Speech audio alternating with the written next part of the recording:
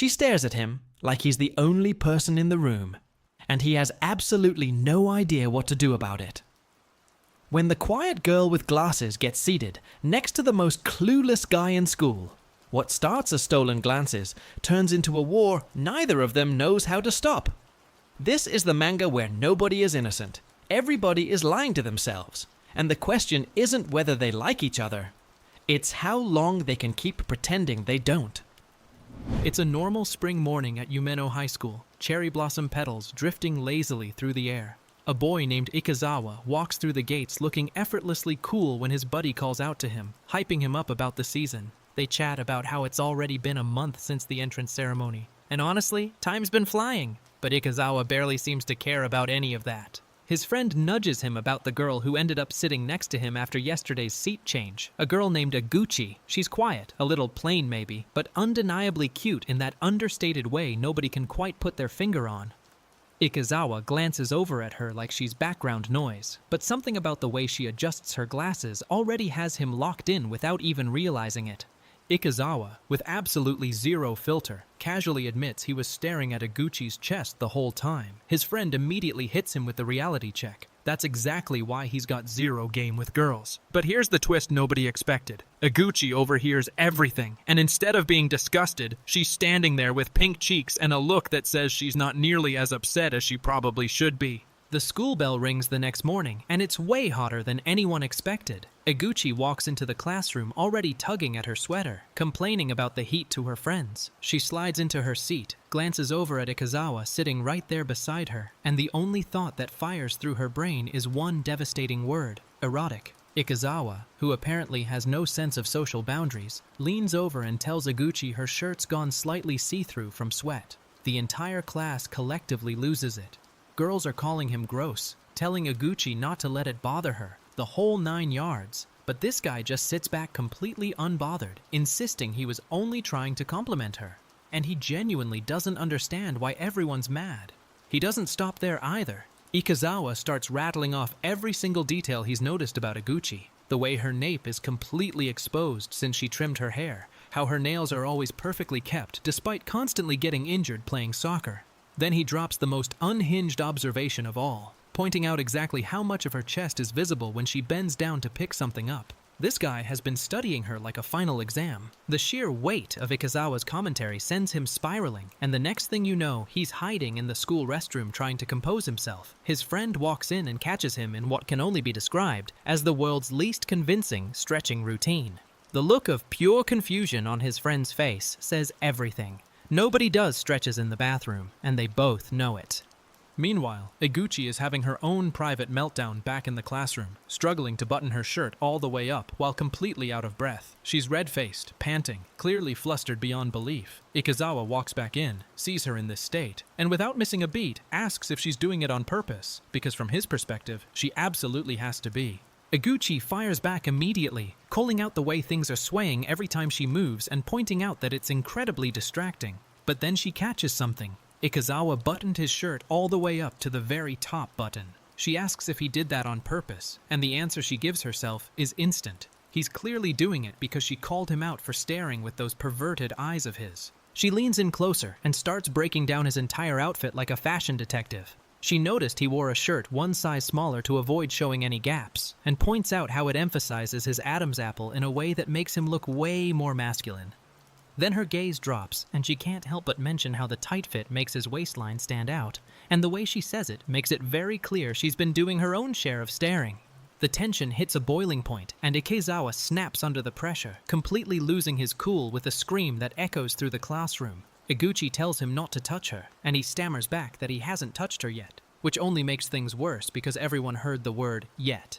The chapter ends with the two of them standing there, both equally flustered and equally guilty, and neither one willing to admit what's actually going on between them. Aguchi sits at her desk the next day, the picture of composed authority as the teacher tells everyone to return to their seats. But Ikezawa's internal monologue is absolutely on fire. He's ranting about how she was the one looking at him with those eyes, and she's the one with the body that's impossible not to notice. He's convinced that today will be different though, because this time, he came prepared.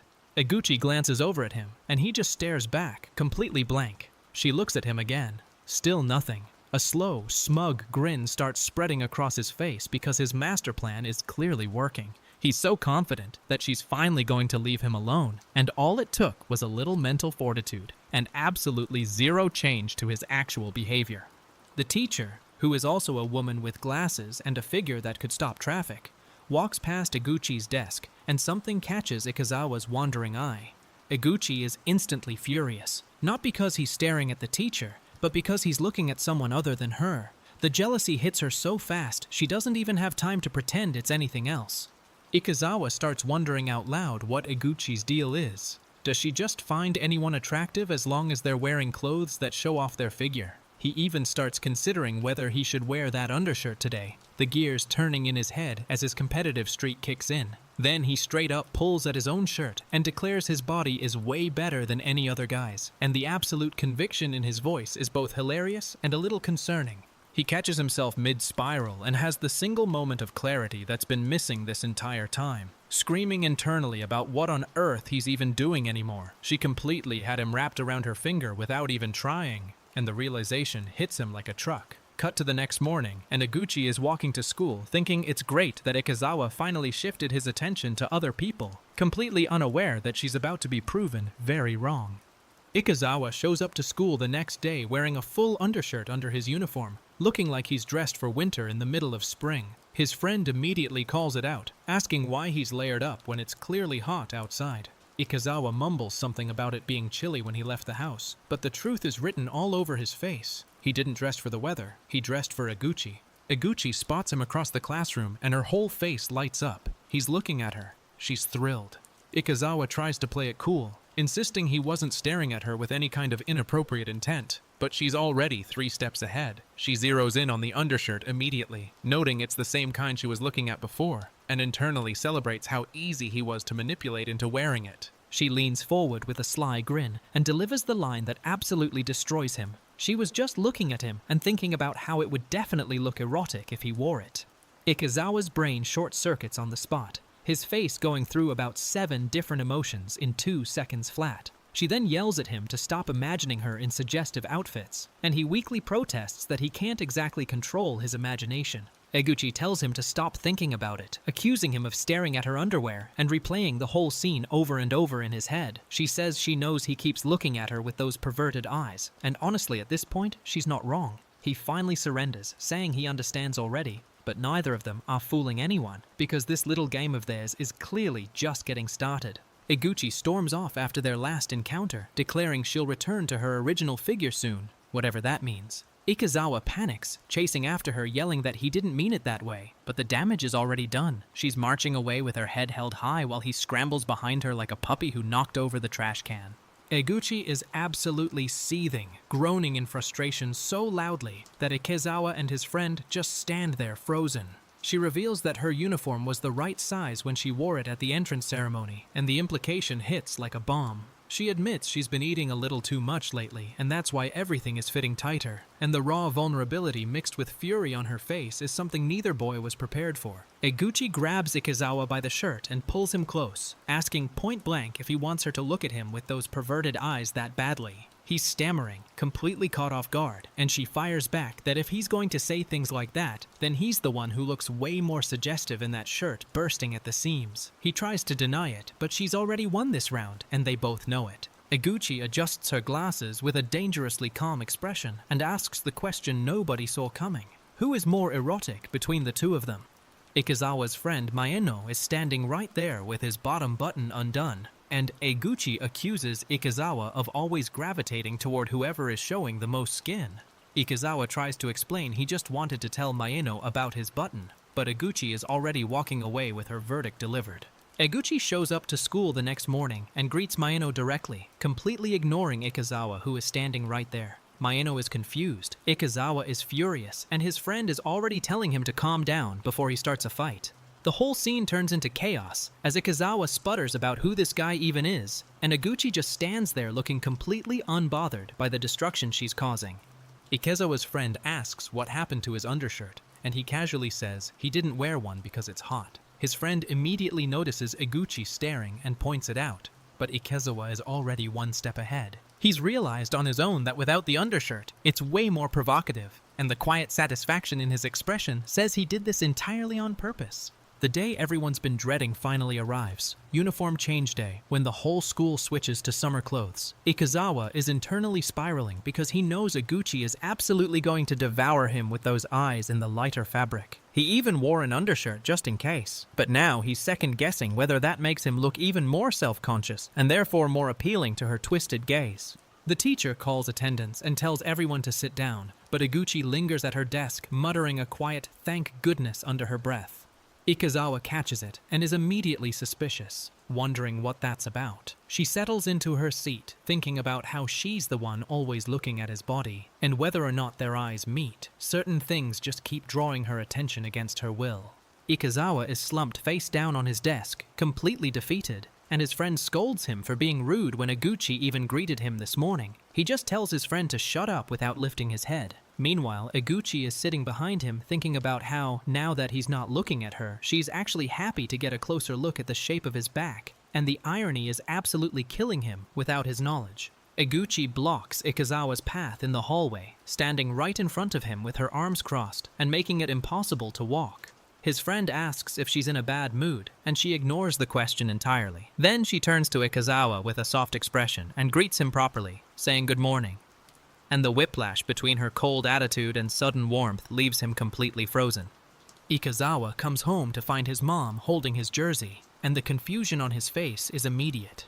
She explains she found it tangled up with his bedsheets when she was doing laundry and just washed it along with everything else. The realization hits him like a freight train, and he stands there in pure shock because that jersey doesn't belong to him. And now his mother has touched evidence he can never explain.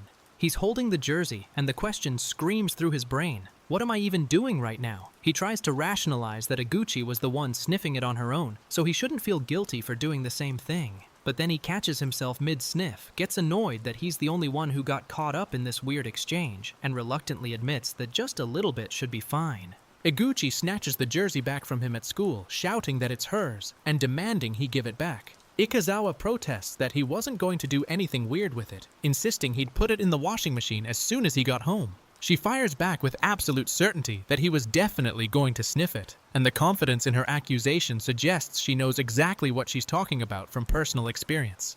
Iguchi storms out of the classroom still clutching the jersey, and Ikazawa realizes in horror that she forgot to take her own stuff back. He chases after her through the hallway yelling that she left her things, then catches himself and wonders why he's acting like a concerned mother. He decides he'll just take his jersey back himself, grumbling about how she should at least take responsibility if she promised to wash it first.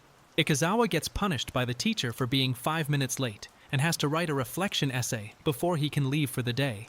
The bell rings, and everyone heads off to club activities while he's stuck at his desk fuming because the entire reason he was late was chasing Iguchi around over that stupid jersey. She didn't even return it after all that chaos, and the frustration on his face is genuinely painful to look at. Iguchi is standing in the hallway pressing the jersey against her face, whispering that it still smells nice. Her friend tells her to hurry up and change before the next class, and she reluctantly agrees. Ikazawa's friend spots him lingering outside the classroom and tells him to get back inside, and he shuffles away looking like a man who's lost every battle he never signed up to fight.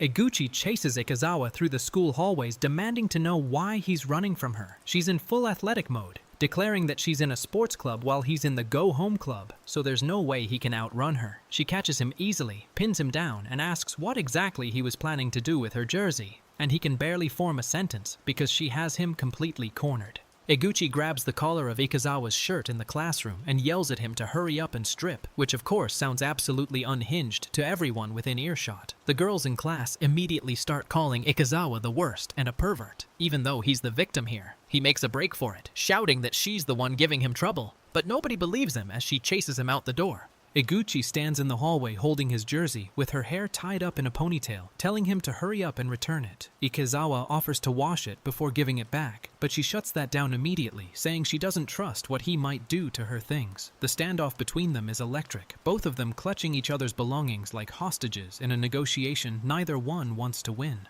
Ikazawa decides to settle the score once and for all by pulling his pants down to show his underwear, declaring they should call it even since he saw hers earlier. Iguchi screams bloody murder while their classmates stand there in stunned silence, wondering why these two are showing each other their underwear in public. She calls him an idiot, and he asks why she's showing him hers instead of apologizing, and the chapter ends with both of them being called back to their respective activities, while the entire school questions their sanity. Iguchi notices that Ikazawa is sweating way more than usual, and immediately diagnoses the situation in the most her way possible. It's erotic because he's glistening. Ikazawa tells her not to use how suggestive someone looks as a health gauge, but she's already made up her mind. She offers to escort him to the infirmary, flashing a peace sign like she's won a prize, and he can barely argue because she's the school infirmary committee member, and this is technically her job. They arrive at the nurse's office only to find a sign saying the school nurse is out, which is basically the worst possible scenario for Ikazawa. Iguchi promises she won't lay her hands on him while he's sick, but the way she phrases it makes him scream for help because the word choice is terrifying. She settles down and gets him some painkillers, positioning herself on the opposite side of the curtain, like a guard who can't be trusted with the prisoner.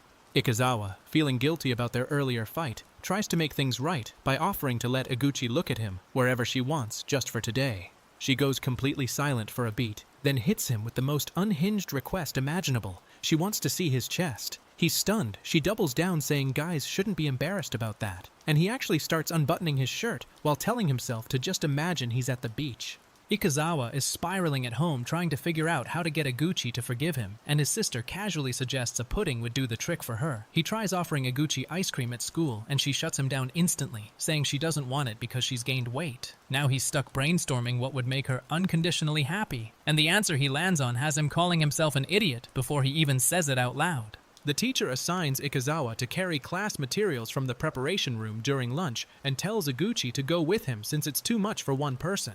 Maeno gives Ikazawa a thumbs up and a knowing look, and Iguchi reluctantly agrees with a quiet, all right. Ikazawa realizes this is his chance to make up with her, but as they stand in front of the preparation room door together, the tension is so thick you could cut it with a ruler. Iguchi completely ignores Ikazawa when he calls out to her in the hallway the next morning, walking right past him without even a glance. His friend tells him to cheer up while a teacher yells at them to get to class, and Ikazawa is left standing there, looking like he got hit by a bus. The bell rings, and he's already asking the teacher if he can leave early, calling Iguchi a demon under his breath, while his friend just shakes his head. Ikazawa tries a different approach, unbuttoning his collar and offering her a full apology combined with letting her stare wherever she wants. But the moment she gets close, he panics about her getting the wrong idea about the two of them being together. She tells him to shut up, and he demands to know what she's even doing at his place. She says she just came to visit, because she thought his condition got worse because of her. Iguchi calls it revenge patient care, saying he clearly doesn't learn from experience with a sly grin that makes his blood run cold. He tells her to hurry up and go home, but then she asks if anyone else is there, and he accidentally reveals his mom is out shopping. She asks if he's planning to stay, and the panic in his eyes says everything his mouth can't form into words. Ikazawa is lying in bed, thrashing around, trying not to remember whatever happened, repeating, "Don't remember it," over and over like a broken record. His phone buzzes with a text from Mino saying school's out and he'll come drop off printouts, and Ikazawa realizes he needs to lock down the house before anyone else shows up. He warns himself that he can't let her touch his body that easily again, but he's already opening the front door to find someone unexpected. Iguchi is standing at his front door holding a cooling pad, telling him to stay still because the old one got lukewarm and needs to be changed. He's lying there completely helpless, wondering why she's taking care of him, and she asks if he'll let her make up for making his condition worse. The whole scene plays out like a twisted nurse fantasy that neither of them asked for, but both of them are somehow stuck in. Iguchi warns him that the new cooling pad will definitely make him flinch, and she's right. The cold hits and he jerks so hard he nearly falls off the bed. She tells him she told him so, then approaches to check on him, and he immediately yells, "Don't touch me," while turning away. She insists she wasn't going to do anything inappropriate, and tells him to restrain himself, looking genuinely offended that he'd think otherwise. Iguchi offers to warm up his stomach with her hands, since hers are naturally warm, and Ikazawa's brain immediately flags it as suspicious. She definitely has an ulterior motive. She compares it to putting ice on a burn, calling it purely medical, but he shuts her down, calling her a pervert. She explains she accidentally brought pocket heaters from her winter bag, and starts looking for a hot water bottle instead, and the genuine concern on her face starts to crack through his defenses. Iguchi tells Ikazawa to lie on his side and announces she'll be touching his stomach now, placing her warm hands against him through his shirt. He flinches at the contact and she asks if it's ticklish, then whether it feels warm. He can barely get out a stuttered response because the situation has crossed about 15 boundaries he didn't know existed, and the tenderness in her voice is making it impossible to maintain his guard. Maino walks in through the open door and finds Iguchi leaning over Ikazawa in bed, her hands somewhere under the covers, and the scene freezes like a crime scene photo. Iguchi immediately explains she was just trying to warm his stomachache with her hands, which sounds absolutely insane no matter how you phrase it. Maeno stands there processing what he's seeing while both of them stare back with matching expressions of pure panic. Iguchi is still in his room when she hears Maeno's voice and panics, shoving Ikazawa down and shushing him before he can react. She's terrified of being misunderstood, even though everything that's happening already looks exactly as bad as it seems. Mino eventually leaves, and she decides to just put the items in his letterbox instead, but Ikazawa is lying there groaning because the damage to his sanity is already done. Ikazawa mumbles something about what she meant when she talked about the two of them, and Iguchi absolutely erupts, telling him to shut up. She says she just came to visit because she was worried, and the vulnerability in her admission catches him completely off guard. She trails off, saying she thought maybe his condition got worse because of her, and for the first time in their entire dynamic, the silence between them isn't hostile. It's something much scarier. Iguchi stands there with her hand over her mouth, visibly flustered in a way that's completely different from her usual confident teasing. Ikazawa notices and calls out to her, but she insists it would be troublesome if Maino misunderstood the situation. The fact that she specifically cares about what his friend thinks says volumes about what she's actually feeling, and the blush creeping across her face confirms every suspicion Ikazawa is too dense to act on. Ikazawa still looks feverish even after all her care, and she tells him she needs to take responsibility for making his condition worse. She looks up at him and asks if he'll let her make up for it, and the sincerity in her expression is so disarming that he can't even deflect with his usual sarcasm. He's left standing there wondering why he's the one being looked after by the girl who's supposed to be his rival in this ridiculous war of stares. Iguchi tells Ikazawa it would have been fine if he'd just said sorry right at the beginning instead of making everything so complicated. He admits that thanks to the whole ordeal, he managed to see something good, and she immediately clocks that he never actually apologized. Maino asks from the doorway if the two of them made up, and Ikazawa slams his head on the desk screaming in frustration, because somehow he's back to square one. Maino wonders aloud if those two finally patch things up, but Ikazawa is already sprinting down the hallway being chased by Iguchi's voice calling him an idiot 3 times over. She yells at him not to come near her, calling him a pervert, and he fires back that she's the real idiot. But underneath all the screaming, she's quietly thinking about how, after making her mad, the fact that he's this desperate to fix things is actually kind of sweet. Not that she'd ever tell him that. Ikazawa's sister shows up out of nowhere with a magazine ad for seductive perfume, asking if he's finally ready to up his game. He's mortified, insisting nobody would ever wear something like that, but she tells him to be grateful he even got it. The perfume promises to make 1 or 2 girls fall in love with him, and even though he calls it ridiculous, the fact that he doesn't throw it away immediately tells you everything about where his head is at. Iguchi walks into class the next morning and Ikazawa nearly jumps out of his skin, his face twisting into the most suspicious expression possible. She apologizes and asks why he looks so weird, but she can already smell something different about him. She quietly admits she's bad with perfumes and excuses herself to the bathroom, while Ikazawa screams at his sister in his head for giving him something that literally made Iguchi sick. Ikazawa panics and rushes to the bathroom sink to scrub the perfume off, splashing water everywhere, while his friend yells at him for making the floor wet. He's desperately trying to wash it off his wrists, behind his ears, everywhere he put it. But perfume doesn't come off that easily with just soap and water. Iguchi appears behind him asking if it's better now, and the guilt on his face is so heavy, it's practically dripping off him along with the water. Iguchi offers to wipe all the remaining perfume off him herself, and Ikazawa is so stunned he can barely form a sentence. She asks where he applied it, and he stammers out his wrist. Then she asks where else, and he has to admit behind his ears. She starts methodically wiping each spot with a cloth, getting closer and closer with each pass, and he's standing there frozen because the girl who got sick from his cologne is now gently dabbing behind his ears like it's the most natural thing in the world. Iguchi thanks him with a genuine smile after he lets her wipe everything off, and for a split second, something in Ikazawa's chest shifts in a way he wasn't ready for. She notices he missed some water and points it out, and he blurts that he doesn't want to be treated like something smelly by her. She giggles and says he read exactly what she was about to say, calling it amazing, and that laugh hits him harder than any insult she's ever thrown. Iguchi apologizes for the perfume incident making him feel bad, saying she thinks it's because the smell reminded her of something overwhelming.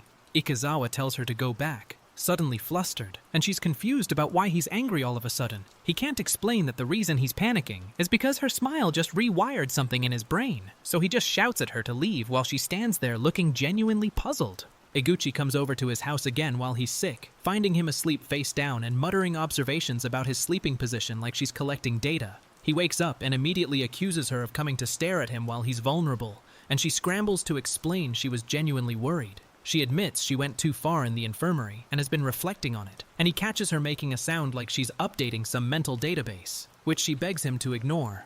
Ikezawa sets one condition for letting her stay. She has to promise not to touch him at all today, not even a finger. Eguchi starts muttering to herself about how being in his room is worth full points for her personal rating system, and that she should compromise. He asks what she's saying, and she tells him to go back to sleep, insisting she only came to check on him. But neither of them believes that for a second, and the tension in the room says everything. Their words won't. Eguchi sits beside his empty desk at school, staring at the vacant seat, and admitting out loud that she kept thinking about him throughout the whole day. She says she's reflecting on herself for pushing him too far when he wasn't feeling well, and the raw honesty in her voice is startling. She catches herself reaching toward him when he appears and gasps, pulling her hand back and reminding herself she wasn't supposed to touch him. But the instinct was already there before her brain could stop it. Ikezawa is standing at his locker the next morning trying to process what he's been feeling, questioning whether Eguchi might actually just be looking at him with those perverted eyes the same way he would stare if someone attractive was right in front of him. Eguchi greets him with a casual good morning, and he flinches so hard it's almost comical. He tells himself he should be able to understand her by now, but understanding and accepting are two very different things. Eguchi checks on him about his nosebleed from the day before, asking if he was okay since he disappeared when she came back. He's surprised she even noticed, and she mentions the mascot costume is back from cleaning and asks if he's free after school to try it on. She calls him by name and heads toward the storage room, and he follows her with a quiet sure that carries way more weight than a single word should. The class votes on their cultural festival event and lands on a maid and butler cafe, which is basically Ikezawa's worst nightmare come to life. He immediately volunteers to wear the mascot costume to avoid being a butler, figuring anything is better than Eguchi seeing him in formal serving clothes. His friend points out the mascot costume in storage is designed for girls and will probably be too small, but Ikezawa doesn't care. He'd rather suffocate in a tiny animal suit than give Eguchi more ammunition. Eguchi volunteers to handle the outfits from scratch, which sounds innocent enough until she turns to Ikezawa with a prayer hands pose and announces she'll need to measure every inch of his body. He curses under his breath, while the class assigns them both to the costume positions, and the look on Eguchi's face says this was her plan from the very beginning. The equipment room door closes behind them, and whatever happens next is between them, the measuring tape, and God. Eguchi asks Ikezawa to strip so she can take his measurements, and he loses his mind, insisting he never agreed to be measured by her in the first place. He tries to call Maeno in as a replacement, but Maeno's stuck in an executive committee meeting, and Eguchi points out that measuring actually requires sensitivity, so doing it himself won't work. She offers to make it fair by letting him measure her too, and the horrified look on his face says that's somehow even worse than the original problem. Eguchi casually hands Ikezawa her rolled-up undergarment, explaining she had to remove it because you can't get accurate bust measurements otherwise. He can barely process what just happened, stammering about what she just took off, and she explains it matter-of-factly like she's discussing the weather. She tells him the measurements won't swing properly unless everything is tight, and he's standing there watching her adjust herself while his brain files its resignation letter in real time. Ikezawa gets a nosebleed so catastrophic it practically paints the storage room floor, and Eguchi shouts at him to wait while she runs to find something to help. She scrambles around looking for tissues while he's hunched over, trying not to die, and the whole scene is pure chaos. He sits there afterward, wondering why she acts like it's completely normal to undress in front of him, questioning if maybe he's the hopeless one for not being able to handle it.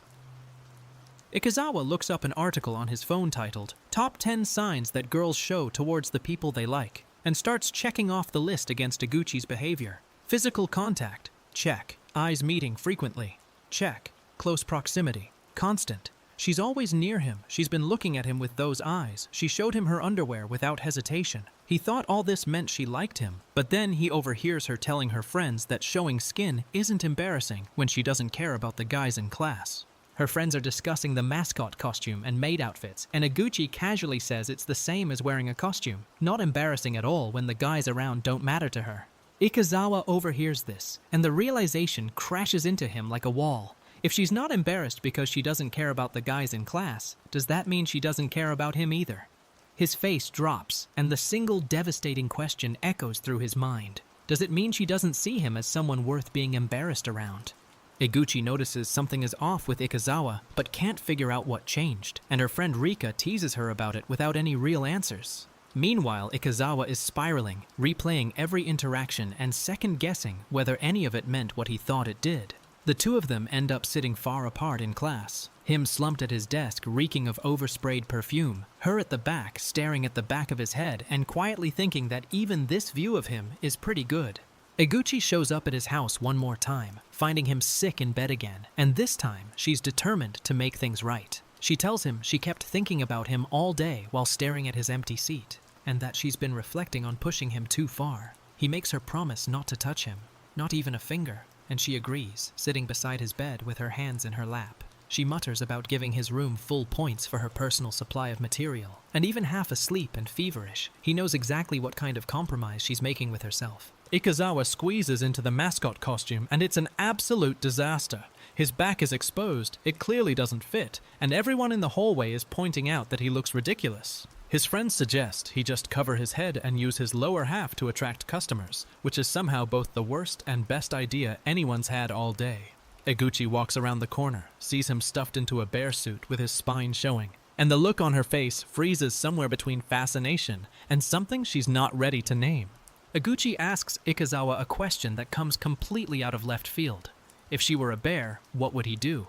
He stammers out a confused response, and she explains her logic. If she were covered in fluffy fur like the mascot costume, he wouldn't be able to see her body shape at all. The implication hits him instantly. She's asking whether he'd still look at her, still want to be around her, if she wasn't the girl with the figure that started this whole mess between them.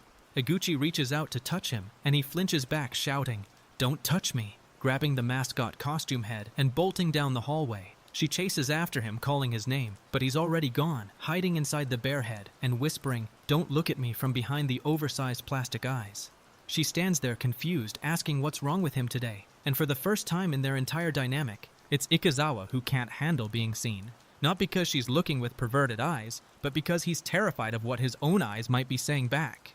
Ikazawa strips down to almost nothing right in front of Eguchi, telling her she doesn't have to take everything off, and that she can look as much as she wants, even touch wherever she wants. She's stunned, admitting it makes her happy, but asking why he's doing this, and he answers with the quietest gut punch of the whole series. Since she doesn't think much of him, there's no need for him to be self-conscious around her either. Eguchi's expression cracks for a split second as she glances at him, and you can see the moment she realizes that every wall she built by pretending not to care just crumbled the one wall she actually needed him to keep standing.